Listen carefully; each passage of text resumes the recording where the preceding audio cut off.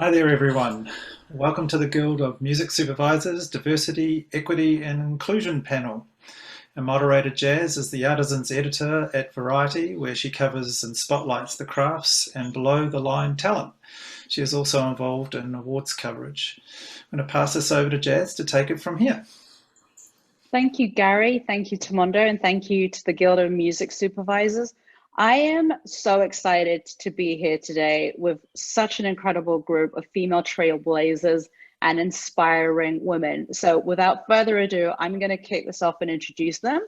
Bahereh Kamali is Senior VP and Head of Strategic Development, Entertainment and Youth Brands at Viacom CBS.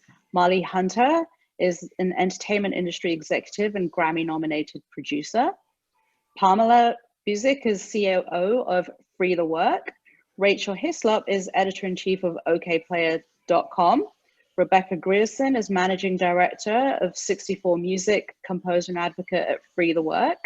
Tiffany Miranda is a producer, engineer, singer, and founder of Girls Make Beats. And Stephanie Diaz-Matos is head of music supervision at Raedio. So, hi everybody, welcome. Thank you for being here. Hi. Hi, thanks for having me. So excited. I am so excited because I strongly recommend afterwards, everybody who's tuning in today, seriously, go away, look up these women. They have got such incredible stories. So, I mean, let's just start. You know, you are paving the way for the women of tomorrow, the future generation.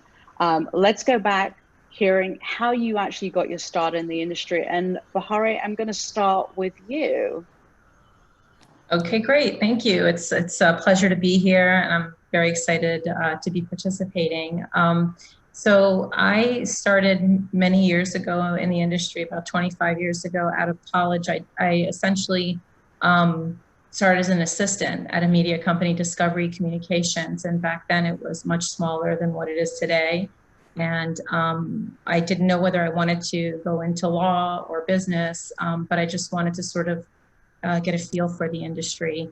And from there, I ended up, really working from the bottom up and learning all the different facets in business and legal affairs and strategy, and moved to Los Angeles went from the East Coast to the West Coast for other opportunities in film and cable and broadcast. So I really just sort of moved my way up year over year, and landed at Viacom CBS about 17 years ago, when it was Viacom CBS, and then it split, and then now we're back together. So I just slowly went up the ranks and really grinded it out, probably a lot like most people on this panel, but that's sort of how I started. I love that. And Marley, what is your incredible story?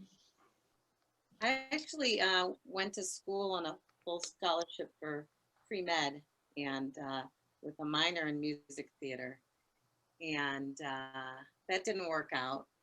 So after the first semester, I went home. It's a long story. I won't go into that whole dramatic time of my life. My dad was a musician, and so was my grandpa, and we, played music in church, and we always had a recording room and a studio, and he had me writing my first songs at 4 years old, 5 years old, and it was a part of my life forever. But fast forward to how I started making money. I got into music production for commercials. I'm from a suburb in Chicago named Waukegan. And I would take the train down and produce music, which at that time, I wanted to put rap music in commercials. This is the early 90s. And I met a gentleman. His name was Alan Moore. He got me in the business. I was his intern. Somebody didn't show up for a Gerber ad for singing. And he goes, "You've been working for me for how long?" And I didn't know you sing like this. I sang the spot. The client loved it. I went on to work with DDB Needham and Quick Conan Belding and produced music for years, and then moved on to Nashville and got in the real music industry. And I've owned studios over the past 20 years. in New York, Chicago, Miami, and now Atlanta. And I guess my voice and my production skills made me kind of figure out how the business side worked. And I realized there weren't many women doing it, but that never stopped me. So now my journey is to help others and lift as I rise. And that's what us Earth Girls do. And with our StoneWood community, I'm just very grateful to be on the panel and sharing my story. I love that. I love that. Pamela, what's your story now that you're a COO of Free the Work? Yeah, absolutely. So I knew from really little that I always wanted to work with creative people, probably because I was really jealous of everyone's talents and didn't think that I could do that kind of world. So I wanted to spend my time with them as much as I could. So I, getting associated with music, I actually ended up repping commercial music houses for the advertising business. So I would globally go around to try to get original music to be put on commercials. And so I would rep various music houses throughout my career. And then about 4 years ago, I moved into tech. And so I've used my creative repping experience as well as my tech experience and combined it and have been working in social impact for the last year and a half. So I joined Free the Work in October to be working and advocating on behalf of composers as well as many other types of creators behind the lens. Amazing, amazing.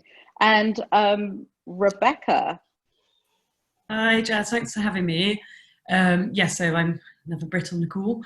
I basically have been working in music for 18 years now. So yeah, it's been a long slog for me. I started out actually did a degree in media professional studies at John Moores in Liverpool with a big music heritage there. I actually got rejected from that course the first time, as it's the only course I want to do. So I reapplied the next year and got in. And then I fell in love with like radio production and music, and I did so much interning whilst I was at university, like non-stop, started making my network. Then I was really lucky and I got in at the BBC in London, and then I started working in specialist music shows. The main show for me was Giles Peterson, which is a really diverse music show. So that kind of launched my career. And then working at BBC was a really good experience because it's really all about diversity and inclusion. So I feel like that was really integral to what I apply to production now. Then I moved over into the music supervision world, I'd say about 11 years ago. And since then I kind of started out with the same people at SixtyFour, and I've technically kind of regrouped because they rehired me to come to the US to launch SixtyFour here. So yeah, I've been here about 3 years and just sort of plugging away, really loving working in the music supervision world. And I sit on the East Coast Committee for the Guild of Music Supervisors as their chairwoman. And I also, I joined Free the Work Composers as one of their advocates back in 2018, just out of frustration for seeing like there's a real problem here with original music and the lack of women composers at the time. And so I wanted to do something about it. So I helped them set up the database, and now I'm here. We're so going to talk about the database and, the lack of women composers. I can't wait to dive into that. And, props to the Guild of Music Supervisors for having women on its, one of the few guilds to have women in executive positions. So, again, props to them. And Tiffany, what's your story as founder of Girls Make Beats? Yes, so excited to share. First and foremost, I just want to say I'm so honored to be a part of this incredible panel today. I'm so inspired just listening to all the ladies' stories. And so with my story, I basically got started in the music industry as a recording artist. I fell in love with singing when I was 11 years old, got offered my first contract at 15, and my potential label mate at the time was Pitbull. And he became, I'm from Miami, Florida, obviously. So he kind of became my big brother in the music industry and would take me around to recording studios and things like that. And, you know, as I was making my way through the music industry and, you know, having these interactions at different studios, I realized very early on that the music industry was extremely male dominated. I was the lead singer of a 20-piece jazz band in high school, and I was learning about all the incredible singers like Etta James and, you know, Ella Fitzgerald and Billie Holiday, and I just fell in love with their instrument, the way they used their instrument to tell stories, and I would try to bring that into the studio, and that was quickly shut down. So from an early age, experiencing those things, it really started to make me realize that, you know, culture is so heavily influenced by music. And I started to think about the artists that I, you know, enjoyed their music, female artists. And then so being in a position where all of the creative control was coming from men in the studio, I started to question, you know, are these women actually putting out into the world what they want to put out into the world? So early on, started to save up, got my own home studio, started working with local clients, and wanted to build my resume. So I did internships at various major recording studios in Miami, and again, quickly found that there were virtually no women doing the jobs.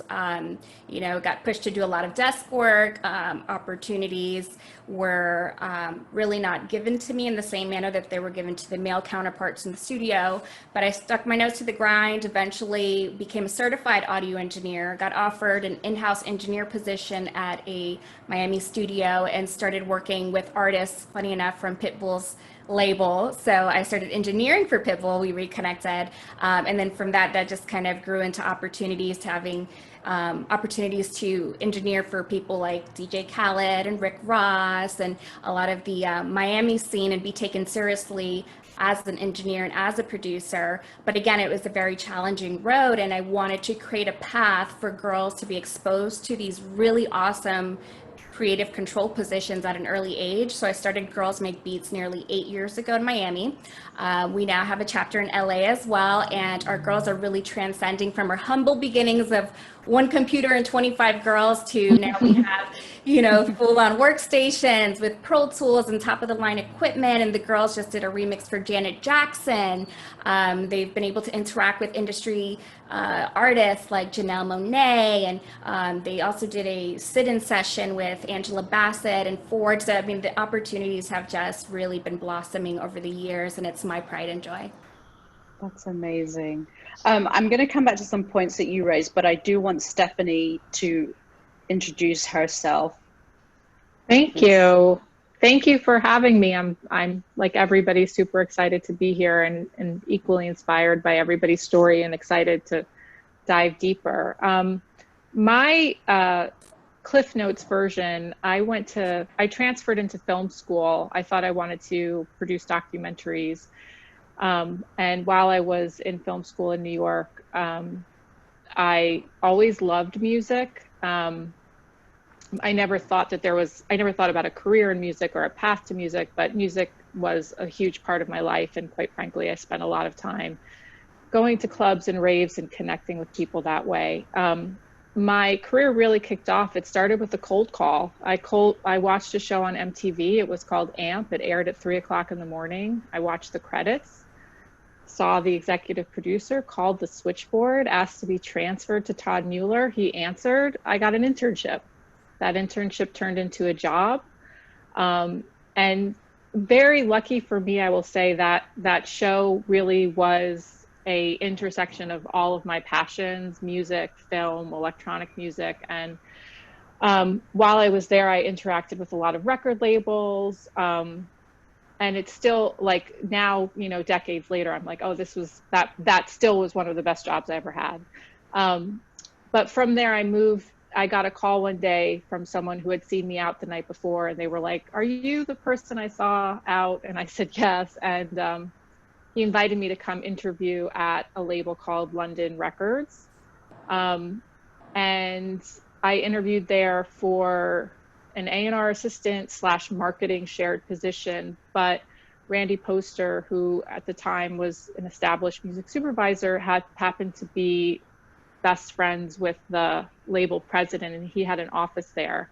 And I went into his office and I said, I want to do what you do. And he gave me a script. I read the script and I came back the next day with notes. And he said that everybody in the office had said, I want to do what you do. They all got the script, but nobody ever came back with notes. That was it. They got the script and that nothing happened. I got the script, I came back. So I actually ended up being an A&R assistant, a marketing assistant, and Randy's assistant while that label was in business. And that's sort of the short, you know, fast forward, Randy and I started a company together. Fast forward, I started my own company. And then at the top of this year, Issa Rae acquired my company. I was very excited about that opportunity because her values and my values were very much in alignment. And for me, it was a platform to not just have infrastructure that I'd always been wanting behind me, but also to have more access and opportunity to kind of create with our label partner, our publishing partner, our library, and various facets of the business now. So, yeah. I love that. I want to open this up to the panel.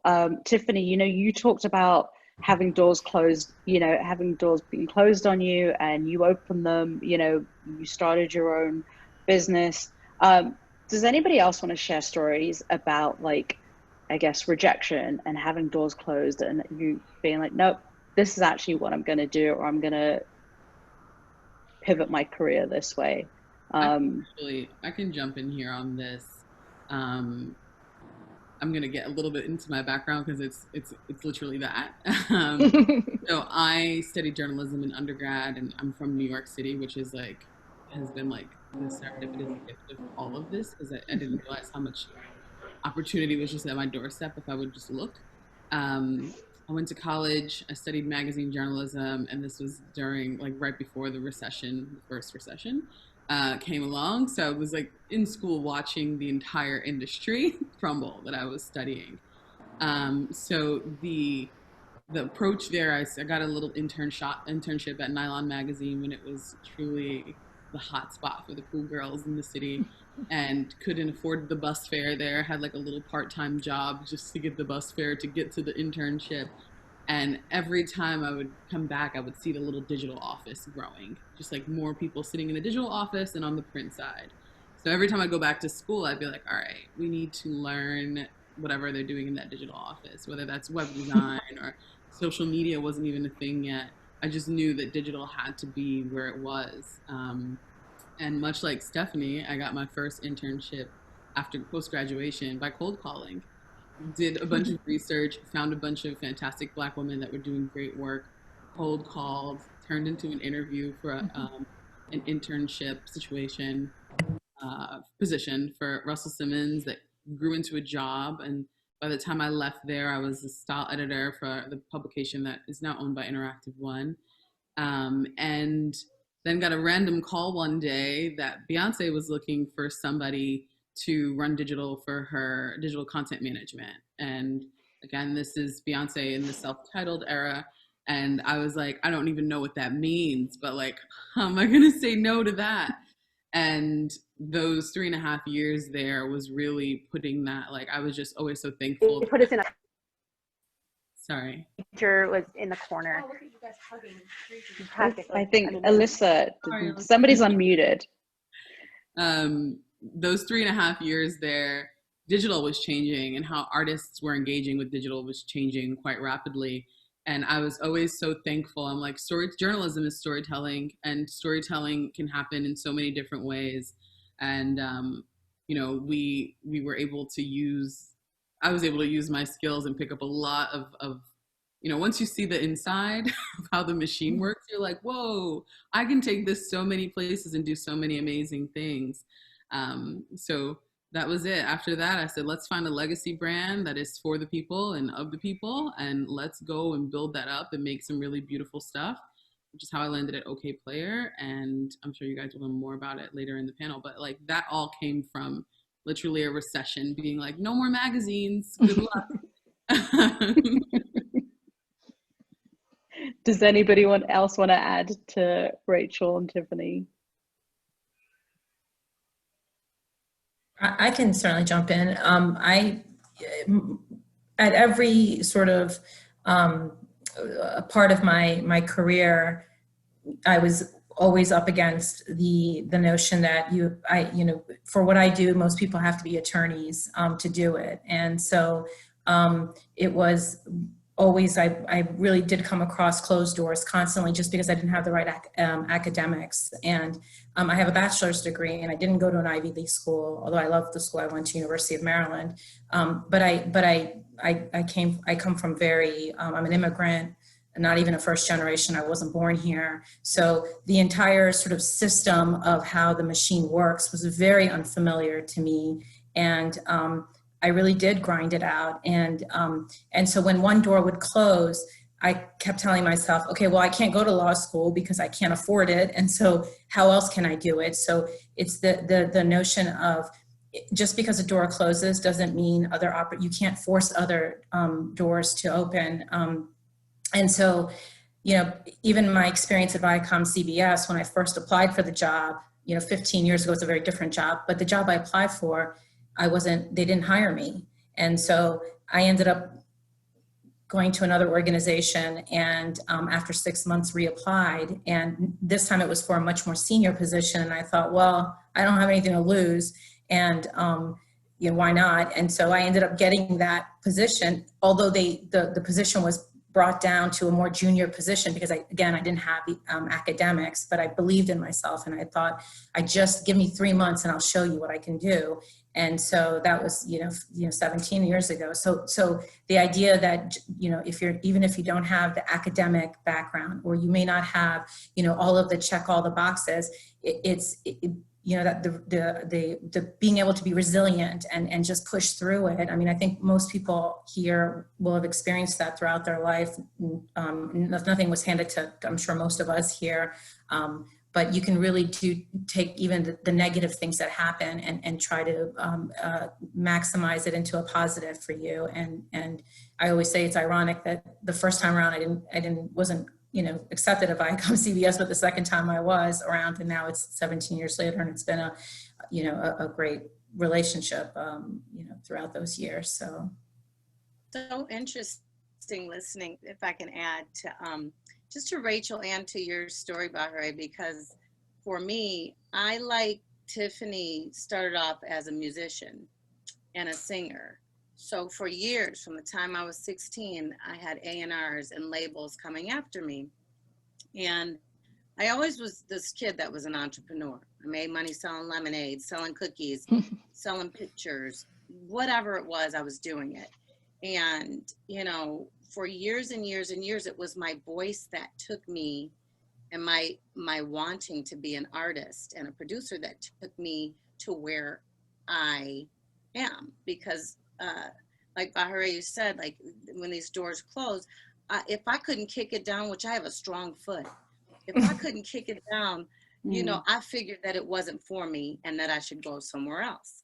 So, when I got my first record deal offer, my first, Charlie, who is my dear friend now and mentor at BET, who signed me to my deal at, BMI, he would take me to, hey, Tommy Mottola wants to sign you. Hey, so-and-so wants to sign you. And I would say, okay, well, no disrespect, but I've studied how the money's collected. I was fortunate to meet Quincy Jones and Clarence Avant at a very young age. And Clarence, if anybody knows who Clarence Avant is, he was at that time doing a deal between Uptown and Motown and, CMO and doing all these deals. And I had learned about the deals that he was making with music and Michael Jackson and, Steven Spielberg with E.T. And so my getting in was, so how's the money collected overseas? How's the publishing work? And at that time, it was like, quit asking. Just sing. You're Jay-Z and Whitney Houston. You're Eminem and, and stop it with the questions about money. We'll get you a money manager to do that. And my dad would pull me aside and say, don't get by me. Because we grew up in the streets in Chicago. So I'd be like, they're so disrespectful. So for me, I was like, okay, let me make my money kicking my door in on the advertising side for music, where I would go and say, hey, I got these rappers, rap crap that'll never happen. So I told my boss, like, listen, Cheryl Berman's running music at Leo Burnett. Can you just give me some kids that's working on Pop-Tarts and we just do a little beats? Let me just produce a little Pop-Tart commercial. And they're like, okay, go ahead and try that. Well, then it went on to me going and meeting my guys who, created the Gatorade colored sweat ads. Now I'm producing music for commercials, for Gatorade. And I slowly found that, God, I'm the only girl in here. But it never bothered me. I never really noticed it until people said to me, hey, I'm a female trying to do what you do. How are you? I was on a Grammy panel a couple years ago before I was Grammy winning studios and Grammy nominated as a producer. And a young lady said, Molly, as a female, how did you make it through, and weren't you just insecure about being the only woman? I said, I never saw myself as a woman. I just never did. I grew up, I was very fortunate though.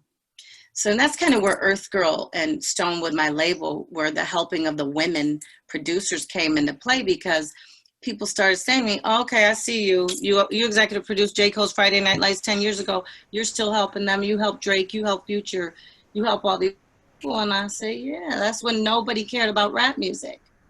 Fast forward 12 years later, we're all winning. So they're like, why don't you help the women?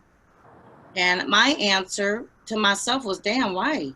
Okay, the first woman I put out, Little Mama, lip gloss, I was a part of that movement. My partner, Groove Chambers, who produced the first Nappy Roots record, produced Little Mama for me for lip gloss. So we opened up female rap with that. But she had a whole family in a squad. So when people were asking me how you don't help women, well, she has her mom and the lady from Bank of America. T.I. has a hustle gang with Doug and 15 guys who learned how to do the art direction, learned how to do what Rachel can do over here on the digital side, learned how to do all this other stuff. Trey the Truth, 2 Chainz, all these guys had a squad. So I thought, well, shit, how can I get these girls a squad? And that's where our festival came into play. Okay, you got Tiffany with Girls Make Beats. Let me invite her partner, Whitney Tabor, over, who I know told you moved to LA. Get all these girls from around the country and say, find your tribe. So for me, it wasn't that hard, because I had a father who was, you could do anything a boy could do. I'm named after my great-grandmother, who has almost 500 offspring. I had 34 boy cousins growing up, and now first cousins, now there's 62.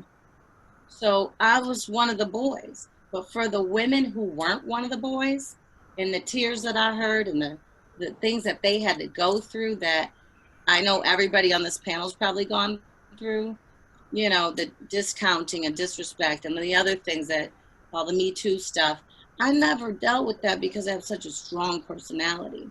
But I wanted to give the girls who didn't, that weren't taught how to be animals, like I had to tame myself down on being, to have that. And that's kind of where that EarthGirl thing came from. Yeah, I love that. And on that note, I'm going to bring up one of the first, we've got one of 5 clips to go through. So I want to bring up Girls Make Beats, and we'll talk about young females and how the company is empowering the future generation. Amazing. I'm Mac 10. And I'm DJ NK, the boss. And we're Girls Make Beats.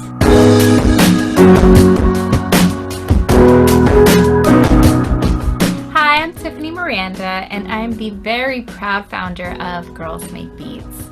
Girls Make Beats is a nonprofit organization that teaches young girls ages 8 to 17 how to become music producers, DJs, and audio engineers. You know, when I listen to music, when you listen to music, you can feel what the person was feeling when they made the music, you know? So it's really good. Like, they just inspire people, they make music, and they make me happy. I personally started Girls Make Beats 7 years ago in Miami because of my own personal story in the music industry. Being a young recording artist in Miami and being offered my first contracts at 15, I realized very early on that the industry was extremely male-dominated, especially in the creative fields of music production and engineering. We're creating life-changing experiences for little girls who don't feel good.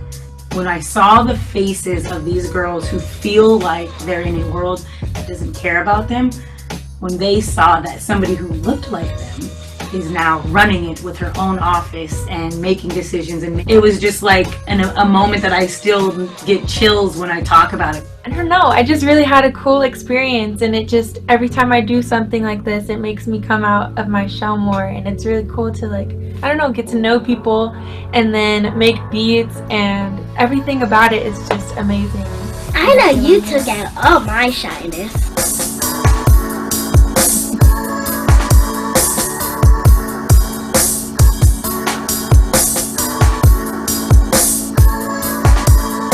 Made my way through major recording studios in Miami, but it was a very tough and challenging road, and I wanted to create something for young girls to be exposed to these amazing career opportunities through Girls Make Beats. When can I start?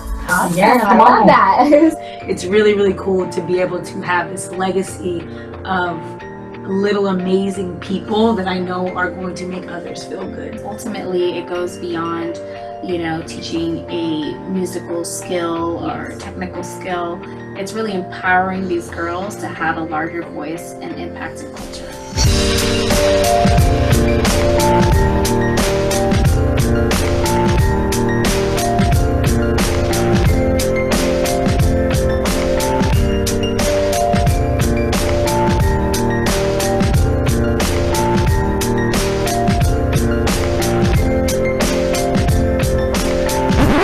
I can do this for a living. Yeah, she's a professional. Hey guys, this is Whitney Tabor, the very proud Los Angeles chapter leader for Girls Make Beats. If you want to figure out how you can donate or possibly get involved, please visit the website www.girlsmakebeats.org or check us out on some of our social media websites. Yes, definitely be sure to check us out and follow us on Instagram at Girls Make Beats. And if you have any girls that want to register, make sure you do so on our website as well.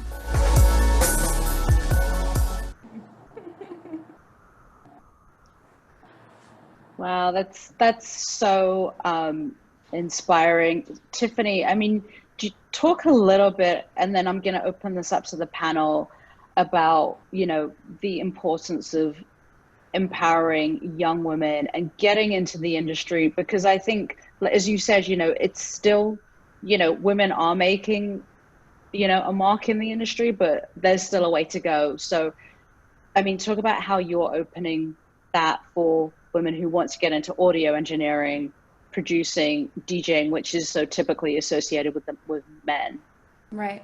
And to start, just to give everybody an idea of the landscape statistically, as reported by the Recording Academy last year, women were only 3% of audio engineers and 2% music producers.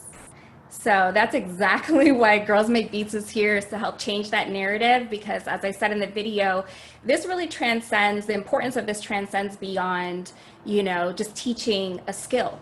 You know, when you think about music, music influences everything we do, from how we communicate with one another, to what we wear, to, you know, certain standards in society. And if women and girls aren't really a part of that creative control aspect from its inception, you know, how much of us are we really, you know, putting out there into the world and our viewpoints and what we want to be represented as. So at its core, Girls Make Beats is extremely passionate about helping to change the narrative of how, you know, women and girls are viewed.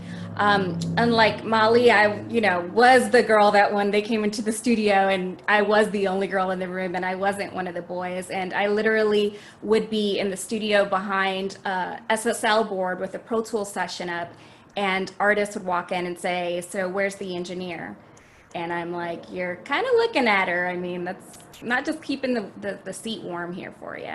So, you know, those challenges that I faced definitely had so much purpose, because they led me to becoming very passionate about creating a space for these young girls to thrive and ultimately to grow their confidence. You know, the work that we do, like it says, like I was saying, goes really deep, because, you know, there's girls in our program that start day one, and they're literally looking down. We have a whole interview process, and they'll be looking down at their shoes, and you can barely hear them speak.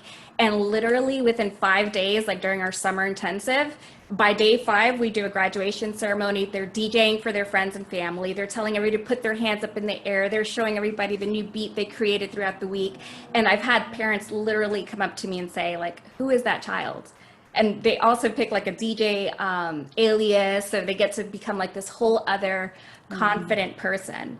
And I always say that at the end of the day, as much as we're passionate about changing those numbers and statistics, really our ultimate goal when it comes to working with these girls is instilling that confidence in them so that they can know they can do whatever they put their mind to, regardless if it was male dominated or they didn't see people of color doing prior to.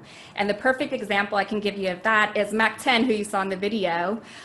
We've been working with her a little over a year, and she was a part of a conversation during an interview, and they asked her, okay, Mac 10, so you're DJing now, and you know, what do you foresee yourself doing with this when you grow up? And her response was, oh, I don't know. I think I'll DJ some parties, and when I grow up, I'll be the first female Black president. And that's why we do the work that we do.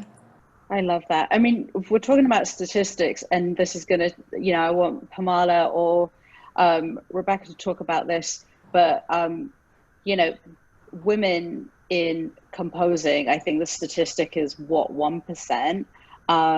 You know, if you ever want to talk about underrepresentation, that's, you know, that's where we go. I mean, talk about how something like Free the Work is also working to do, you know, to build a database, create this place where we can go, where we can discover the talent that exists. If you've got, you know, Girls Make Beats here and, you know, Free the Work here, like talk about how that's all what you're doing. Yeah, I'll jump in.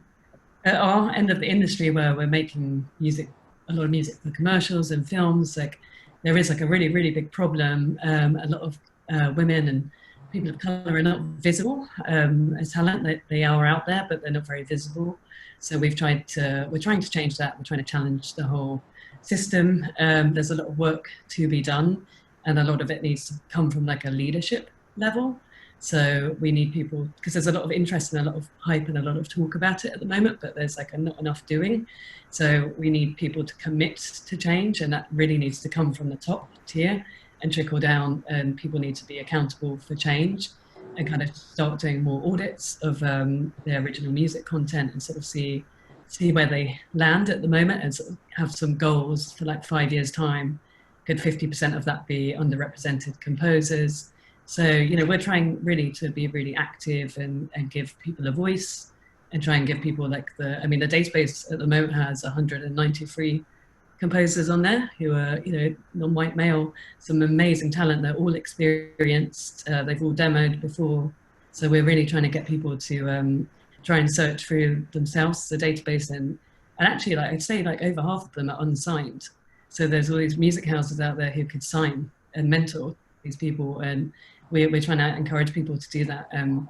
I'll say to like any music supervisors who are watching, if every music supervisor in the US picked an underrepresented composer to mentor for 6 months or a year, like just think in a year's time what the change would be, because there'd be more people winning jobs, getting better feedback, growing, like learning more skills like mixing and mastering demos, which at the moment is like a real deficit. So there's so many things we could be doing. So yeah. We speak a lot about intentional hiring practices. You know, when Annenberg just came out a report, when you look over the last 1,300 top films between 2007 and 2019, only 2% of those films were composed by women. That's a huge issue. And then on top of that, if you add other demographics, whether you have disabilities, whether you have veteran status, whether or not you are LGBTQIA+ or a woman of color, person of color, it's all of those things, and the percentages become even less. At the end of the day, like Rebecca was saying, is that you can have all the intention in the world, but it's performative until you actually put in some real guidelines and intentions. And so that's a lot of what we advocate for at Free the Work is, yes, here's a database full of all of these amazing creators hiding in plain sight, so that you can never have the excuse of, oh, I'd love to hire a Black composer, but they don't exist. It's like, funny, that's weird. We have this entire database of people who are here waiting for the work. But you can't just have the database. You also have to have the intentional hiring practices. And that does come from the top, and it does need to be mandated. And it comes from, you know, again, sometimes our personal beliefs don't necessarily bleed out because we work in a capitalist system, and the capitalist system was built for one type of person. And so even if we have our personal beliefs, we have to say, okay, we have to look at systemic lack of opportunity and what that means, and what are the small things that we're saying, oh, like their reel isn't built up enough, oh, they haven't done enough things, you have to have this to do this. Those are all very much systemic lack of opportunity statements that keeps Black and brown, poor women out of the group, because you're already setting the standard. Or even like Bahereh was saying about, oh, you have to be a lawyer to do this job. That is already a huge statement that is about systemic lack of opportunity. Yeah, I love that. Jump in on that, because we see a lot of the same in journalism, and it's like, well, we just couldn't find the person to write this story.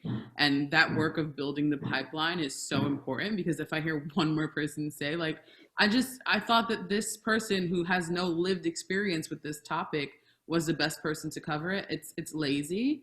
And often the work falls on people of color and women to do the work to create the pipelines so that these excuses don't exist anymore. And Pamala and Rebecca, you guys seem to have done an amazing job there, and I can name dozens of other people who have done the same. So just the excuse of like not being able to find the talent, it really can't fly anymore. I agree, it's lazy. You know, Pamala and Rebecca, I really love what you're doing. And I have to say, Anita, who invited me on the panel, Anita Retnuh,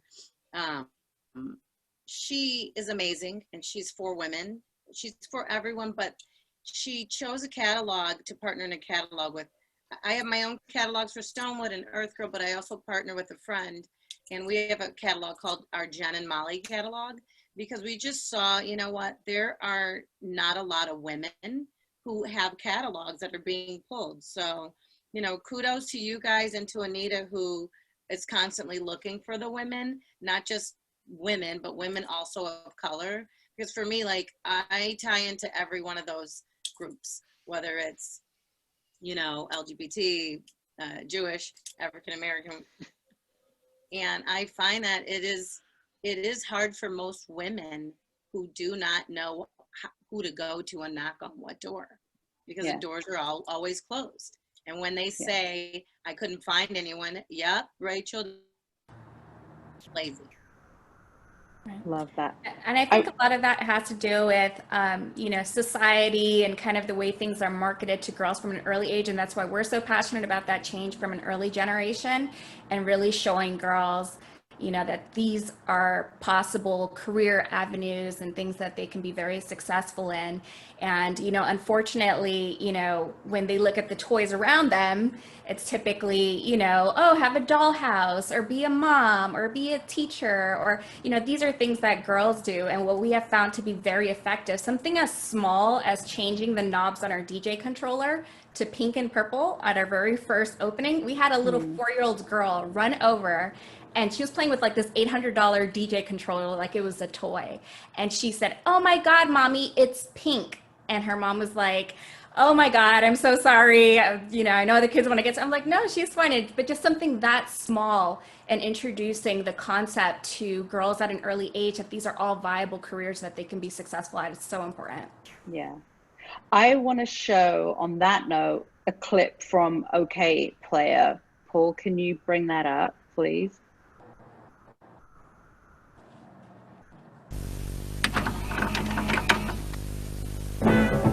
And tonight on Soul,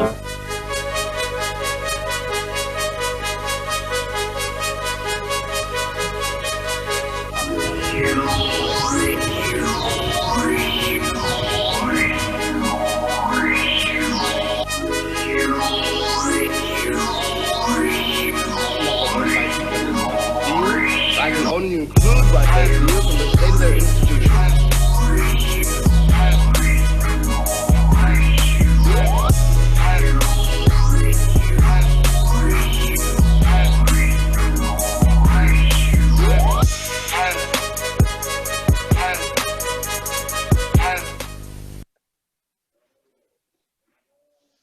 Wow, that is so inspiring, Rachel.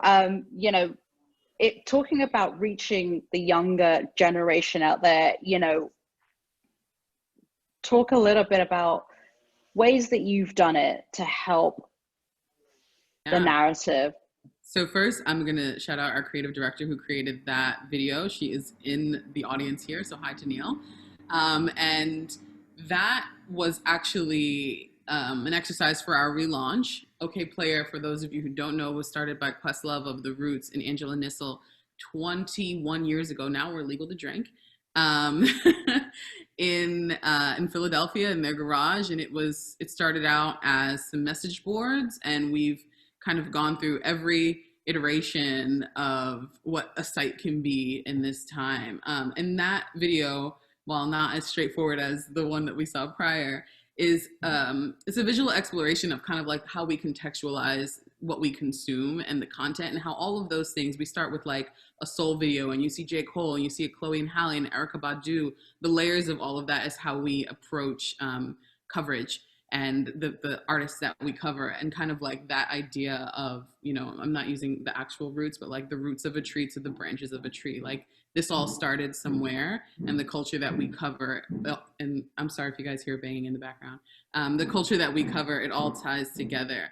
So I joined OkayPlayer 3.5 years ago now, like I said, after leaving working at Parkwood, and, you know, we worked closely with developing artists like Chloe and Halle, who were featured there, and some smaller acts, and of course on all of digital for Beyonce. And I really wanted to bring all of that, like when you get to meet the Wiz and see all of the great stuff that happens digitally at that level, I was like, oh my gosh, how do I bring this somewhere and create premium content for us that is by us? I was a little too tired of, you know, watching the culture that we've created be like repackaged and sold back to us. And I was really adamant about being able to create quality editorial content, video content, experiences, events. And honestly, I was a little naive at how hard it would be in the beginning. It's been a lot of trial and error and starting and restarting. And a lot of the importance of that has been really empowering young people who are not just on the artist sides, but on the journalism side as well. My greatest pride is giving someone their first clip and them being excited about writing their first piece for our platform, or finding a young photographer who's never shot before. And again, back to that idea of building that pipeline, it's as a publication being able and ready to take a risk on a younger artist or writer or photographer or videographer, and give them that opportunity, understand that we're going to have to do a lot more work, whether that's editing or like just teaching them and giving them the opportunity to learn on the job.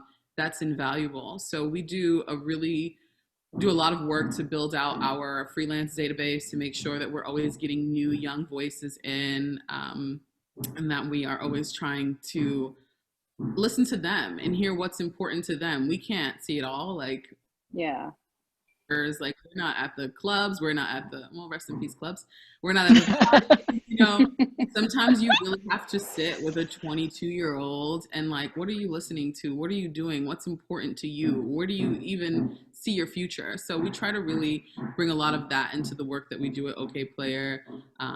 And it's been pretty great. And I've had some really proud moments, and we've seen art, you know, people come in, write their first articles with us. They grow up and then like go to the Times or other larger publications. And I'm really proud of that.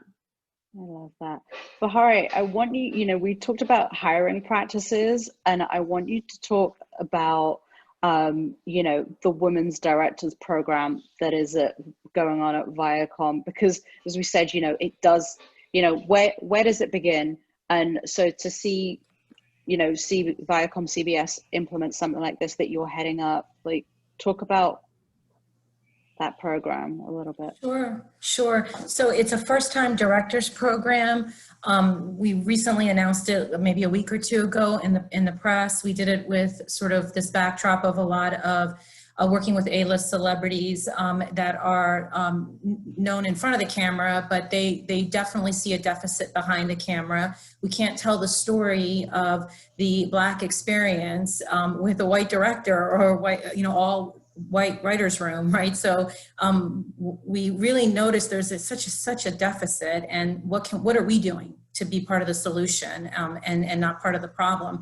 And frankly, with the senior leadership on the Entertainment Youth brand, led by Chris McCarthy and Nina Diaz, who is just a creative, she's just really entrenched in it creatively, even though her position as the chief content officer for the Entertainment Youth brand that oversees all of original movies, limited series, unscripted, scripted, across the board.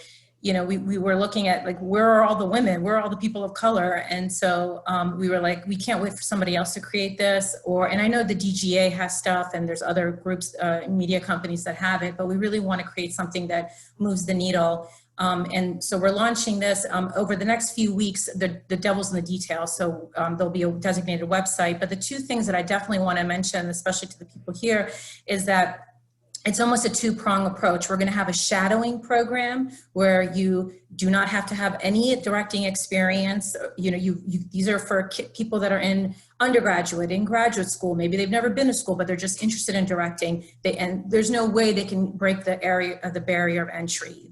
So if they shadow and a director or be on a movie set with us or a TV series set, that's access that they would otherwise never have. So there'll be a shadowing bucket for people that really don't have a huge reel, but just maybe have a degree or just have interest in it. And then there's this, the other part of it will be this, where they actually are the lead director on a film or on, this is for television, original movies for television or scripted projects or limited series. So we're gonna create our own database and sort of store everything and manage everything internally. And we're going to be held accountable, you know, within the organization from top down. So it's of all the 50 to 100 original movies that were slated to produce. This was sort of pre-pandemic, but God willing, we'll get it going with even despite the pandemic.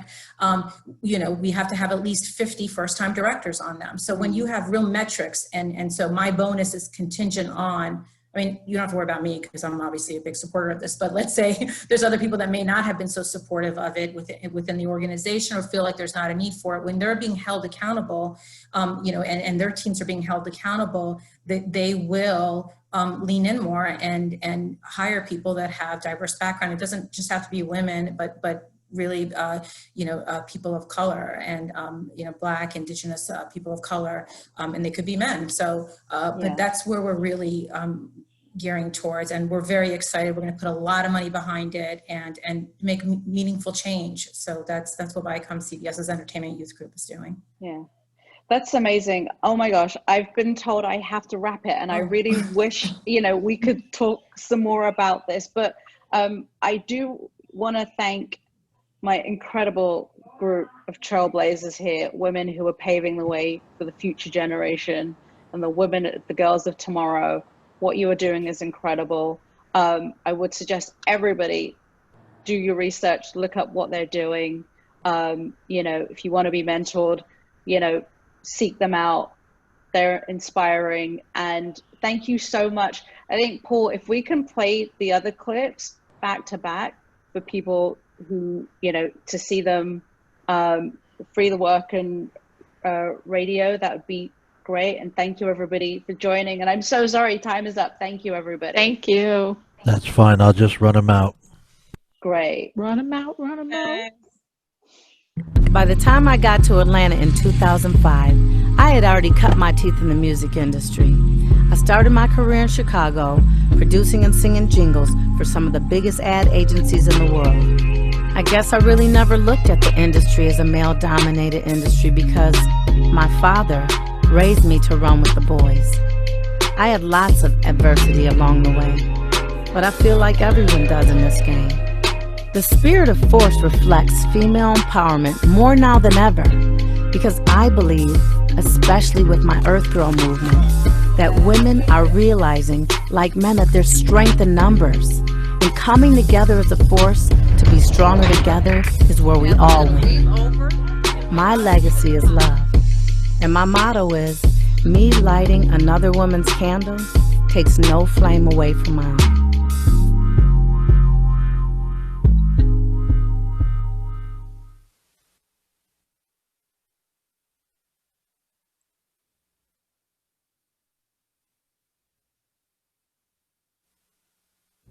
From a young age, it was clear Mozart was gifted.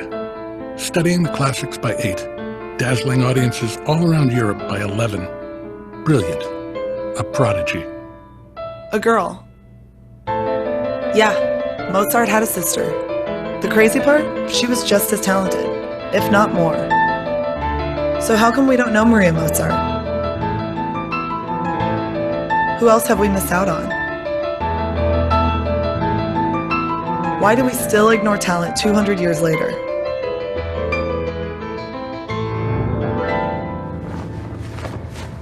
And not just composers, but directors, editors, writers, filmmakers.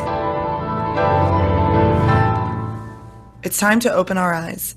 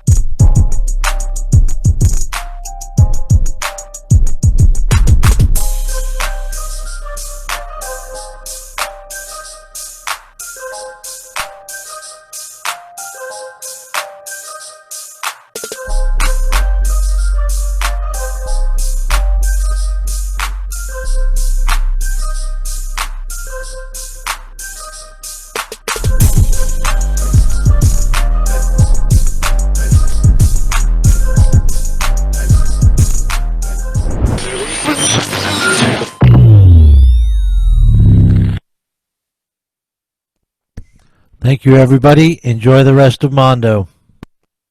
Thank you. Thank you, everybody.